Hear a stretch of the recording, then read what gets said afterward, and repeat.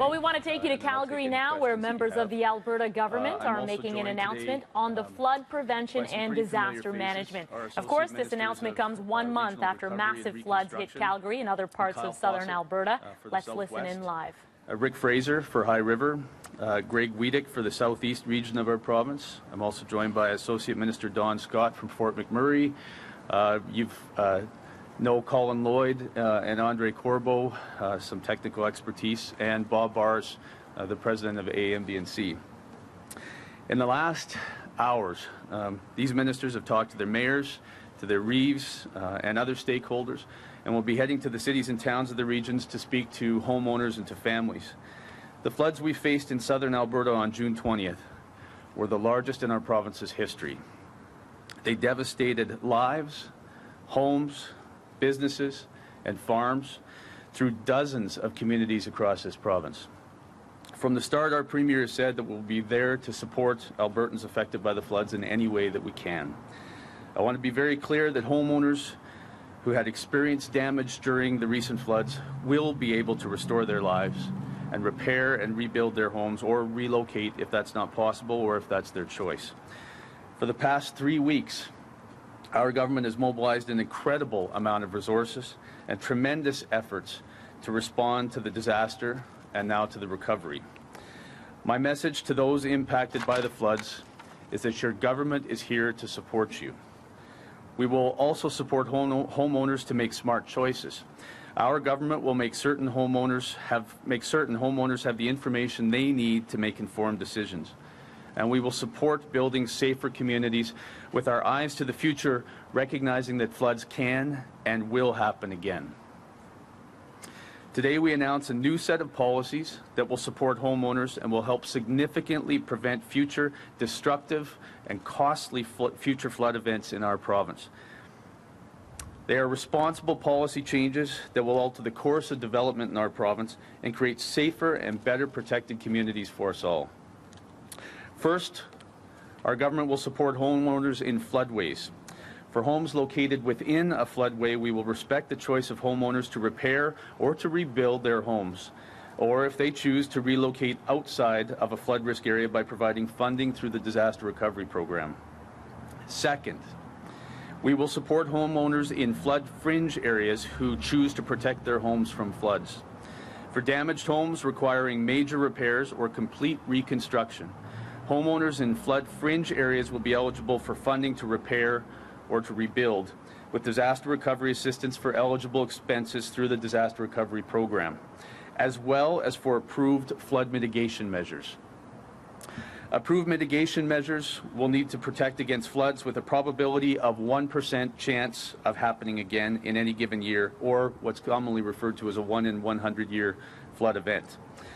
I will commit to working with municipalities to ensure we provide full information to homeowners on specific mitigation infrastructure that can protect homes within flood fringe areas, such as berms, water control infrastructure, raising houses, etc., as quickly as possible, community by community.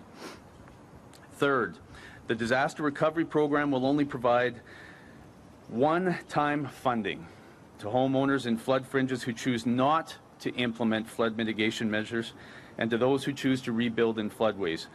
These homes will not be eligible for DRP assistance in the event of future flooding.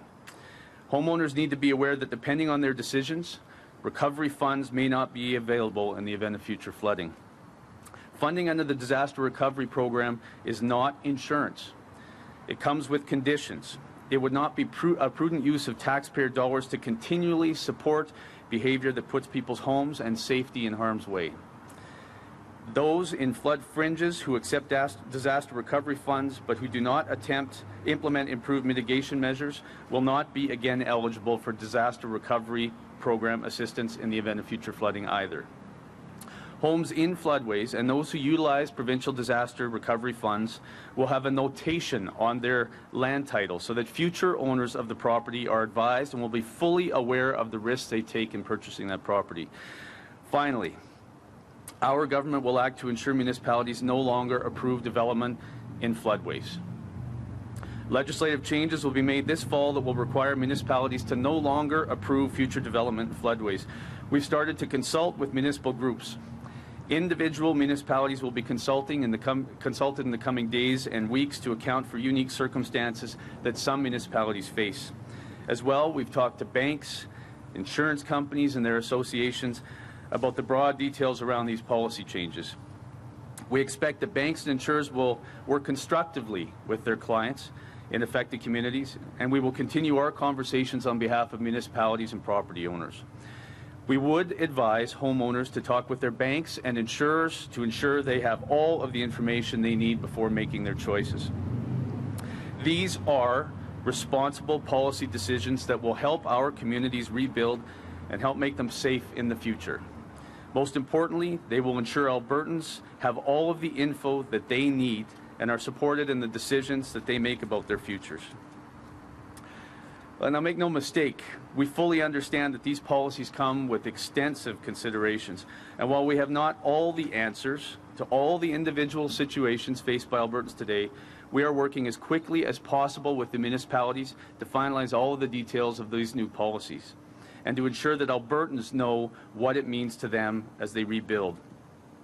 Ladies and gentlemen, the task to rebuild Alberta together is none less than monumental. We will rebuild in a way that makes good sense for future generations. We will build in a way that makes good sense for taxpayers' dollars. We will build in a way that makes good sense for communities.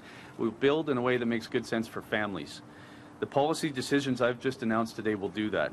For Albertans who have endured this disaster and are facing an uncertain future, I want you all to know one thing. Our government is here for you. We will be available to you with information to help make your crucial decisions easier. And we will ensure that you have the resources you need to begin rebuilding your lives. It will not be an easy road, but we will stand with you. Albertans will stand with you. We will all stand together. And together we can move ahead to a brighter future that is safe for our families, our communities, and our province. Thank you very much, and I'll answer any questions you may have. What are the financial estimates you've been given for how much all these different things will cost? Buying people's land, the flood mitigation, and so on? We have no estimates since we haven't started to compile this right now. We're working with communities to try and do assessments on a community by community basis on what sort of mitigation measures will be at stake. At that time, once we're completed that, we may start to have a better idea. But right now, this is the policy going forward that we're going to enact. What are the dollar limits on what an individual homeowner's business is eligible for under the DRP? And is any of that money available or usable for, I guess, compensation for property value if they choose not to rebuild the flood that are affected? The disaster recovery program right now has no cap on what property values are. There's a $15 million cap on businesses, but there's no cap on individual properties.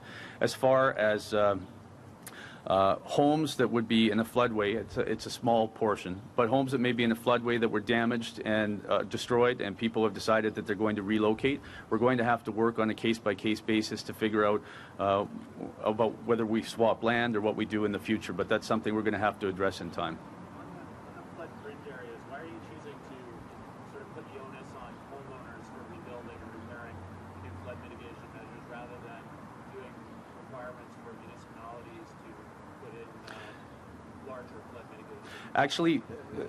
Actually, we're going to do both. It depends on the circumstance and the situation, because there will be some places in some municipalities where it will be best addressed, the mitigation issues, by an individual homeowner. But there are other circumstances, and you can see them by driving around the province, where it will be better as a community solution, and we're going to work with the municipalities on either of those options so we can get the best value for taxpayers' dollars and make sure we address it in the best way possible. There's still a lot of things that you have to note it yourself. There's a lot of details that have to be figured out on this. So how quickly is the actual rebuilding going to be able to take place, and what kind of time frame are you working on? Well, we are dealing with the areas that were currently flooded because it's the best opportunity to put these policies into practice, and we will be working with the municipalities on a case-by-case basis. That's where the questions are, and that's where the answers need to come. There is not one solution the province is going to put into place to say everybody needs to raise their home 5 feet or everyone needs to build a berm around their community. It doesn't work like that. we're going to need to work with communities and homeowners to find the best solution in their situation, and we're promised to do that.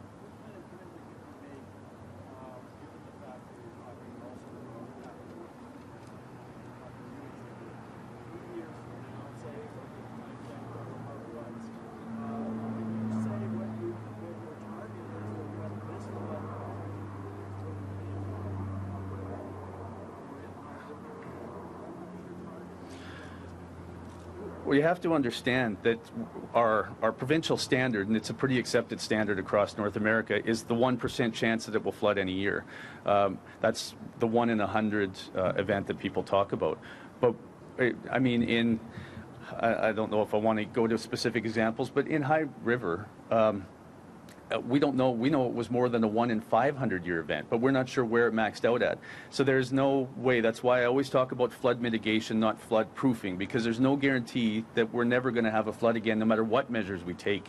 Even in circumstances where we do a lot of mitigation when you get to Canmore, there's no amount of mitigation or anticipation in any way, shape, or form that would have been able to prevent Cougar Creek from turning into half the size of the Bow River and washing out when it's a creek that runs 3 days or 3 weeks out of the year typically. So there's no guarantee that nothing will ever happen again. We're just going to do our best to mitigate this and make sure we make land use decisions and policies going forward that ensure we try and prevent this.